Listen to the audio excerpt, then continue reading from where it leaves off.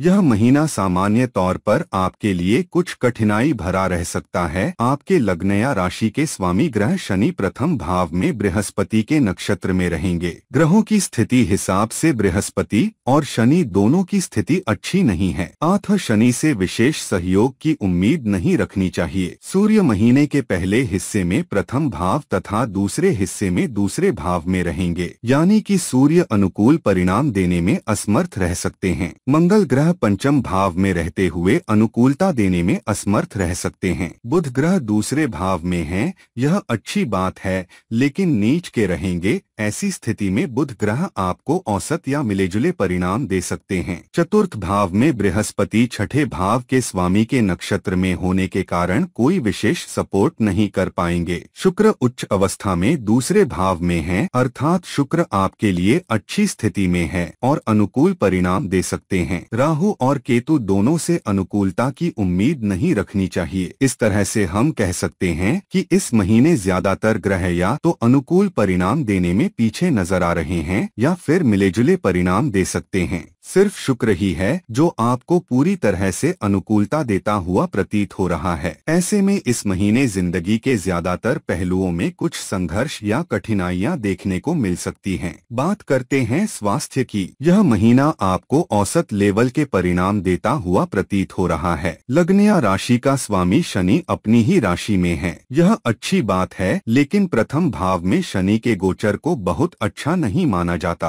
अतः शनि स्वास्थ्य के मामले में कोई बड़ी विसंगति नहीं आने देगा, लेकिन स्वास्थ्य में सब कुछ ठीक रहे इस बात की भी संभावनाएं कम ही हैं। महीने के पहले हिस्से में सूर्य का गोचर पहले भाव में रहेगा, यह भी स्वास्थ्य में कुछ उतार चढ़ाव देने का काम कर सकता है। बदलते हुए मौसम का असर आप पर देखने को मिल सकता है। सिर दर्द, आंखों में जलन या कभी कभी बुखार जैसे लक्षण भी देखने को मिल सकते हैं। महीने के दूसरे हिस्से में सूर्य का प्रभाव पहले भाव से दूर हो जाएगा। ऐसे में स्वास्थ्य में बेहतरी देखने को मिल सकती है। कहने तात्पर्य यह है कि मार्च 2025 का महीना आपके स्वास्थ्य के लिए मिलेजुले परिणाम दे सकता है। लापरवाही होने की स्थिति में स्वास्थ्य में तेजी से गिरावट देखने को मिल सकती है। अतः अपनी इम्यूनिटी का ख्याल रखते हुए मौसम की अनुरूप आहार विहार अपनाकर स्वास्थ्य को मेंटेन रखने की कोशिश जरूरी रहेगी। बात करते हैं प्रेम व वैवाहिक जीवन की। मार्च के महीने के लिए यदि आपके प्रेम संबंध की बात की जाए तो इस महीने आपके पंचम भाव के स्वामी बुध ग्रह नीच के रहेंगे। हालांकि उच्च के शुक्र के साथ होने के कारण उनकी नीचता भंग हो रही है, लेकिन इसके बावजूद भी बुध अपशब्दों का प्रयोग करने को प्रेरित कर सकते हैं। मंगल का पंचम भाव में होना आज मेघी डालने का काम कर सकता है, अर्थात लव पार्टनर के साथ किसी बात पर आर्गुमेंट होने की संभावनाएं हैं, लेकिन इस आर्गुमेंट में यदि शब्दों का चयन सही रहा तो जल्द ही रिश्तों में सुधार होने की संभावनाएं भी रहेंगी। वहीं अपशब्दों के प्रयोग की स्थिति में मामला सीरियस हो सकता है, अर्थात प्रेम संबंध में इस महीने आपको मिलेजुले या औसत लेवल के परिणाम मिल सकते हैं। वहीं वैवाहिक जीवन यानी कि दाम्पत्य सुख की बात करें तो इस मामले में इस महीने की शुरुआती समय में शनि और सूर्य की संयुक्त दृष्टि आपके सप्तम भाव में रहेगी, जो दाम्पत्य जीवन में कुछ परेशानियां देने का काम कर सकती है। या तो आपसी मनमुटाव की संभावनाएं उत्पन्न होंगी अथवा दो में से किसी एक का स्वास्थ्य कमजोर रह सकता है। दोनों ही स्थिति में एक दूसरे को सपोर्ट करने की आवश्यकता रहेगी। महीने के दूसरे हिस्से में सूर्य का प्रभाव सप्तम भाव से दूर हो जाएगा,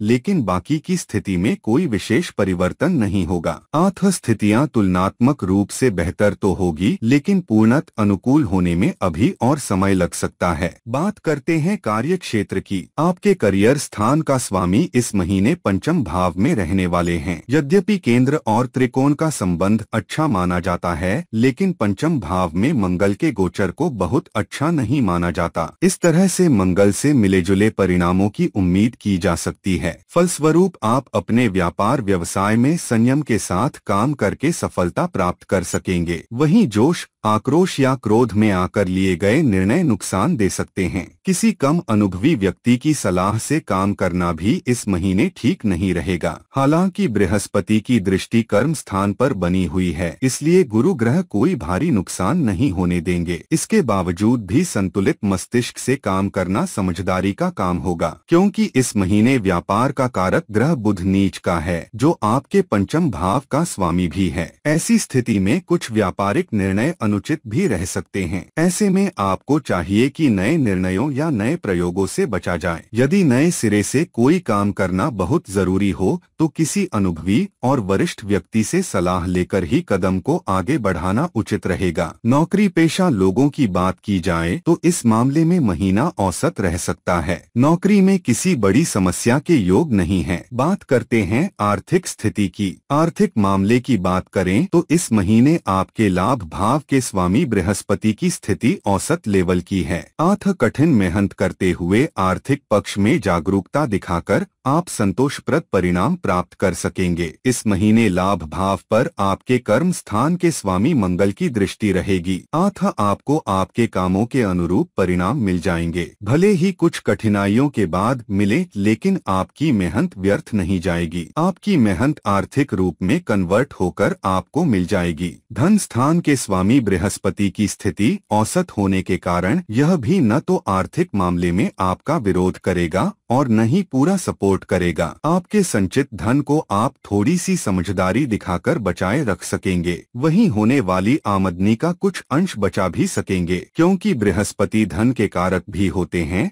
अतः उस रूप में भी बृहस्पति आपको औसत लेवल की मदद ही दे सकेंगे। धन स्थान पर उच्च के शुक्र अनुकूल तो वहीं बुध और राहु कमजोर परिणाम दे सकते हैं। इस तरह से हम कह सकते हैं कि आर्थिक मामले में मार्च का महीना आपको मिले जुले परिणाम दे सकता है। बात करते हैं इस महीने के बेहतरीन उपाय की। नियमित रूप से गणेश चालीसा का पाठ करें। मांस, मदिरा, अंडे व अश्लीलता आदि से दूरी बनाए रखें। नीम के पेड़ पर नियमित रूप से जल चढ़ाएं।